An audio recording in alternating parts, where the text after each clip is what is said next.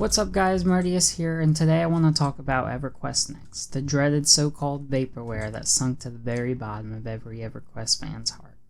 I understand the mere mention of this for some reason raises a fire in people, and we hear the endless rants of this is dead and better forgotten. But what if it's not?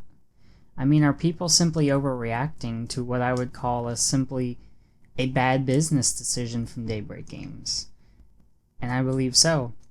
And while everything I'm going to say is up for argument, I hope in a short time I can maybe relight the hope in a reason solely based on ourselves, a dark time.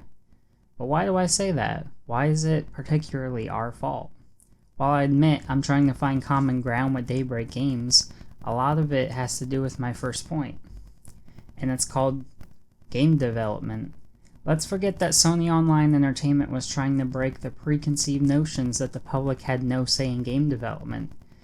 In an alternate reality where there's no roundtable, the polls, developer workshops, all of it gone, and instead look how almost every AAA MMO title has been created, under closed doors with maybe some weekly developer diaries or something of the sort, if that.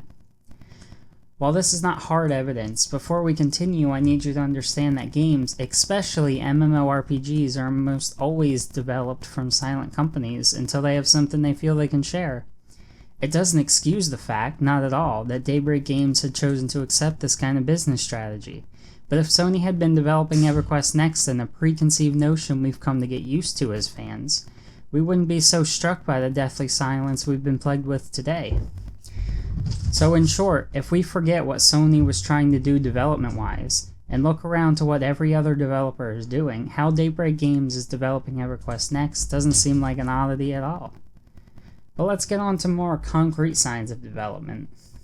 And that's the next point that I want to make, the DC Universe Online 5th Anniversary stream. On this stream we got to see 3 developers, 2 of the DC Universe developers, but one who said himself that he's been maybe stretching out to other parts of DayBreak Games, trying to make it a better place. And thanks to a Redditor who thankfully paid more attention to developer streams than I did, we got a little bit of solid evidence from that developer on February 11th, just 1 month ago. I'm not going to talk over, just enjoy. Shoot, I had one queued up, then we have so many questions they started pushing it. Here we go. This is the one I want to start with. Because here's the thing. We're talking DCUO right now. Right. But you're a big wig now. Right. You've like ascended, right? You're like sure. you have your fingers in everything, DayBreak. I am trying to help the other, I'm just trying to help the organization succeed and bring my creativity to more than just DC right now. Sure, exactly. So if there are things that are problems or ideas that need to get solved or ideas that need to get generated on multiple products, I'm here to help. So Tuco98 says, to follow up on my tip, what can you tell us about EQ Next?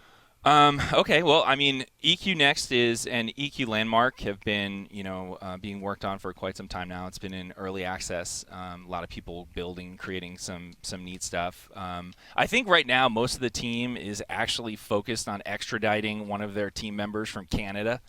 Somebody's stuck up there.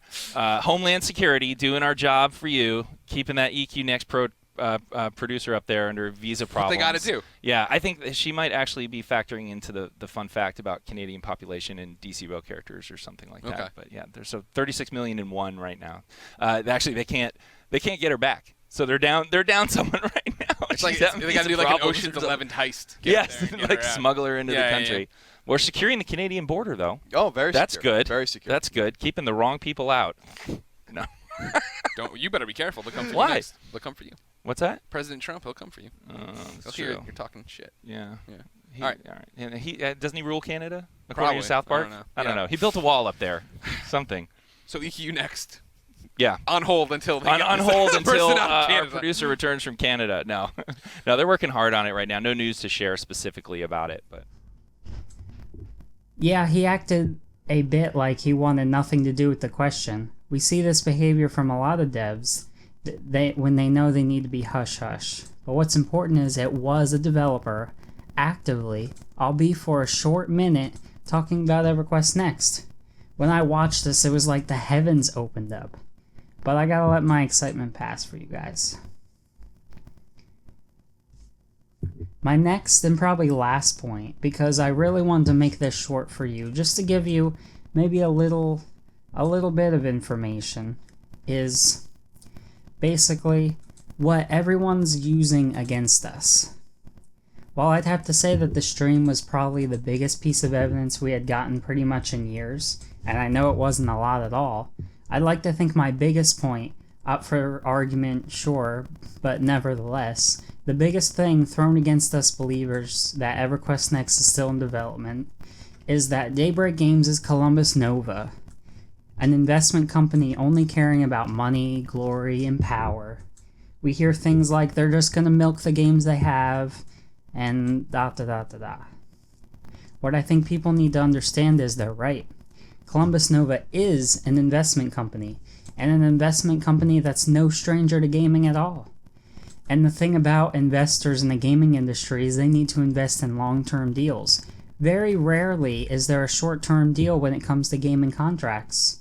Generally, if Columbus Nova was to give Sony Online investment, they probably wouldn't see their money back for years. But where am I getting at? It's a no-brainer Columbus Nova has had a hard time acclimating themselves to being a development studio. We see it in their practices and their lack of customer support. I mean, really, as far as I know, as of today, they still don't have any phone support. But what investment people are good at, what makes a successful one, is they're always thinking about the future. They have to. It's part of the business. What's going to be profitable for them in 5, maybe even 10 years, and what's going to generate income from them? And overall, what's the future of DayBreak Games? If we look at it, it's not PlanetSide, and although H1Z1, or whatever it is, isn't even out yet and still in early access bowl, I don't see them bringing in huge numbers either. I mean, there's a very small niche of survival games out there, and I think that's why they tried to break it in 2 games, but I just don't think it's going to work. DayBreak Games is going to need something new and fresh, and it's going to need it from one of their biggest sources of income.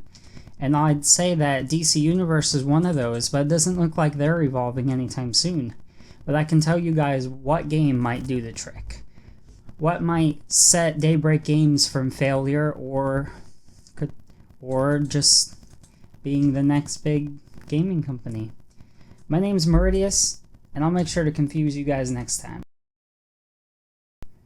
Thank you guys for watching my video and bearing through with me, and I commend you for making it all the way through. I really wanted to make this nice and